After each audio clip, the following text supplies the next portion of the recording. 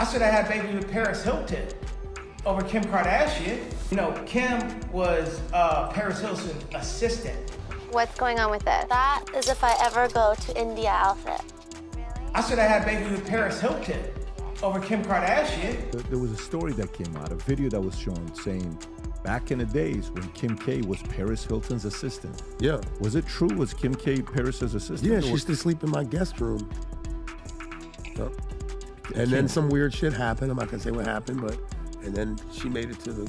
Kanye West just dropped a massive bomb on his ex-wife and her close friend, implying that Kim Kardashian and Paris Hilton may have been involved in something with Diddy. What makes it crazier is a rumored video that was reportedly seized from Diddy's mansion.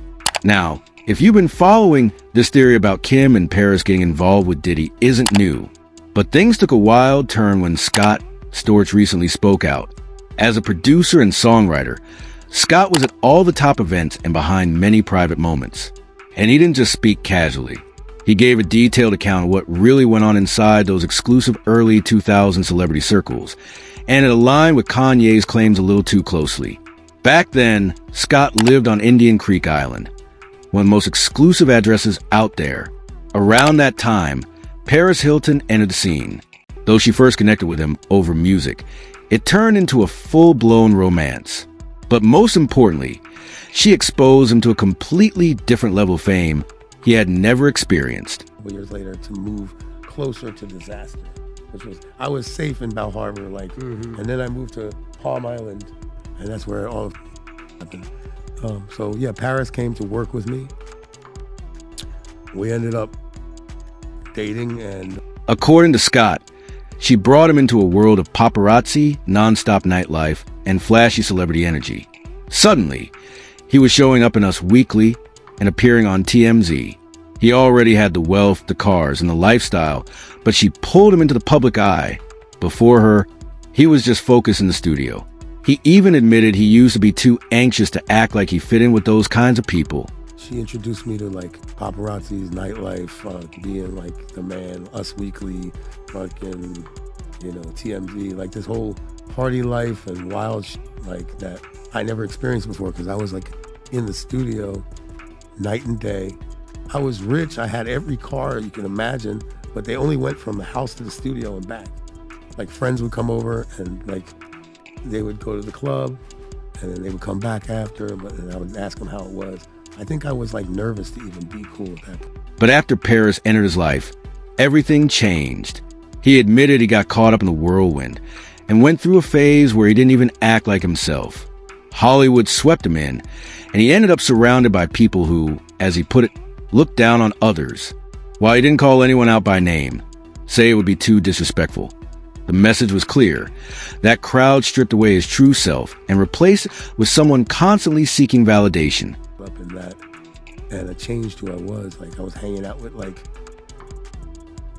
people that are just not good, like people that think they're better than others. Like I don't want to call out names, whatever, it's too insulting, but just like Hollywood douchebags, and like you are what you hang out with, and it changed me from being this like innocent, like soulful, like organic person to like this quest for fame and this quest to like I wasn't even. Then came Kim Kardashian.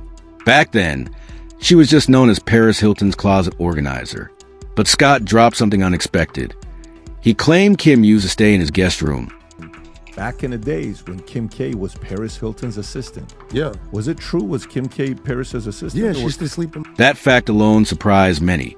But what really raised eyebrows was how he said something shifted. He didn't give much detail.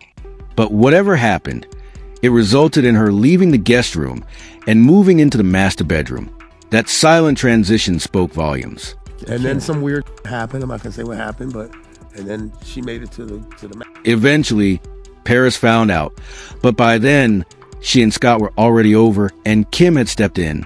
He described it as two broken people bonding. They were both going through tough times and ended up leaning on each other. Paris found out, or? No, it was just like she and I were done, and like I think we were both like had it, and we were like commiserating. What did he say? Karen's she's commiserating. He did acknowledge that Kim was genuine and ambitious.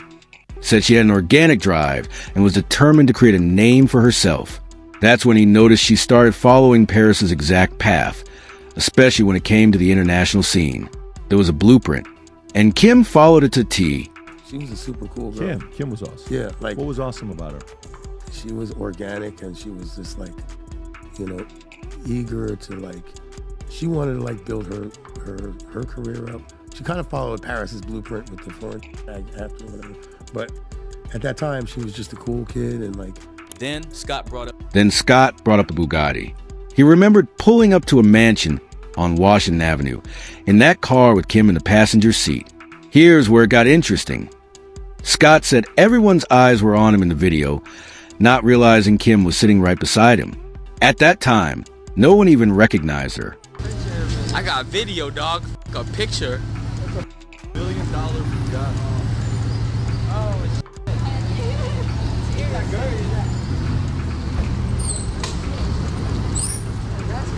Yeah, that's Scott Storage, yo. Who the hell is Scott Storage? Yo, he's a dude that make all the beats and yo. Oh, look at his girl. Look at his girl, man. That's Scott Storage, dog.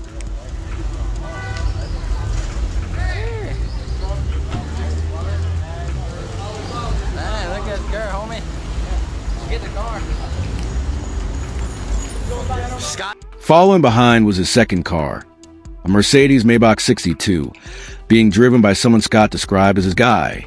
According to him, that same guy was the one who carried all of Scott's nose candy. That's my car too, behind him. That was my driver that used to carry all my for me. Mercedes Maybach, I think. That was 62. He didn't mention that to brag. It was more an honest peek into that lifestyle, a look at how fast-paced things were, how blurry the line got between fame, indulgence, and sheer survival. That brings us back to what Kanye said. Even before marrying Kim, he knew what came with the territory. He knew there were tapes, more than just a Ray J one. And even now, he's still working to keep them from leaking. Last night, and he came back this morning. I want to show you guys what he got me. He got me all of his tape back. Oh, Kim. Oh my God. That's amazing. But now he's done. Not long ago, he appeared on Twitch, venting while fans listened in. This time, he aimed directly at Kim, saying he would have rather had a child with Paris Hilton than with Kim Kardashian. That single statement caused an uproar online. I had a baby with Paris Hilton over Kim Kardashian. You know, Kim was Paris Hilton's assistant. What's going on with it? That is if I ever go to India outfit. I said I had a baby with Paris Hilton over Kim Kardashian. And he didn't stop there. He added that if he'd had children with Paris, he would have had a legacy tied to the Hilton empire. According to him, that meant generational wealth, hotels, properties, everything. Beneath the sarcasm, it felt like he was still struggling with the path his life had taken. At one point, he even said he no longer stays in Hilton hotels, like a metaphor for how far he's drifted from the life he thought he'd have. Could you imagine if I had kids with Paris Hilton, how many hotels I have now? You get what I'm saying? Think about that. Think about that. The Hilton. You know, the Hilton. But here's the truth. The Hilton family sold their hotel empire in 2007. That was 5 years before he got with Kim and 6 before their first child. So it wasn't about real ownership. It was about symbolism. You're looking back, realizing he'd been part of a machine he never controlled, and now having to process that regret publicly. In a chilling interview with Academics, he admitted he hadn't wanted to start a family with Kim just 2 months after meeting, but said it wasn't his choice. He said it wasn't in God's plan. To have children with this person after the first 2 months of being with her, but that wasn't God's plan. Around that same period, news started swirling that Kim was thinking about taking legal action to limit Kanye's access to their 4 children. Not out of vengeance, but maybe because of how unstable he had become. Kanye wasn't clueless. He shot back, saying Kim's only real power over him was the ability to take his kids away. Power is to take my kids. I had a baby with a assistant, bro. It sucks, you know, when someone doesn't see how different they are. You'll always, hope that you'll see a glimpse. Lined up with what Scott shared, it all made more sense. He said Kim moved fast, changed circles, and planted herself around powerful figures. Scott added another tale, a studio session where Kanye came by. Dr. Dre and Scott were working when Kanye showed up, asked for a photo, and left quickly.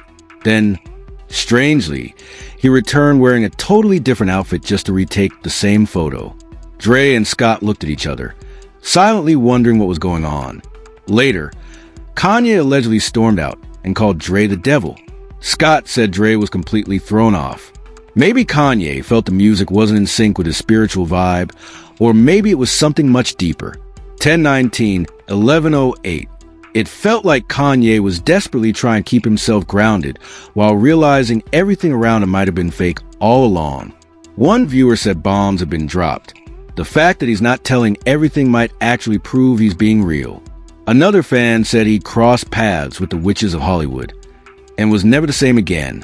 Many others have fallen too. Drop your thoughts in the comments. The story is far from over. If you love raw revelations and drama with no filter, stick around. There's more coming.